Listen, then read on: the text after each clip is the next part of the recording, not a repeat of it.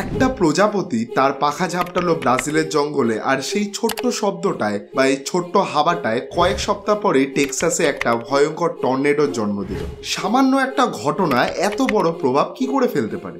Butterfly effect আসলে Charles থিওরির একটা অংশ। 1960 সালের দিকে এডওয়ার্ড লরেন্স নামের একজন বিজ্ঞানী আবিষ্কার করেন, তুমি যদি একটা সিস্টেমে ছোট্ট একটা পরিবর্তন করো, ভবিষ্যতে তার ফলাফল হতে পারে সম্পূর্ণ আলাদা। যা আমাদের বোঝায় তোমার একটা ছোট্ট সিদ্ধান্ত বদলে দিতে পারে পুরো ভবিষ্যৎ, এমনকি পৃথিবীর ইতিহাসও। এই জিনিসটা এইভাবে বোঝো, ধরো দুটো ক্যারেক্টার আছে যারা বাস ধরে একই জায়গা থেকে, কিন্তু একজন বাস ধরে 10টা 5-এ, আরেকজন বাস ধরে 10টা 15-তে। কোনো কারণে একদিন তুমি তোমার 10টা 5-এর বাস ধরতে পারলে না, তার ফলে তুমি 10টা 15-এর বাসটা ধরলে।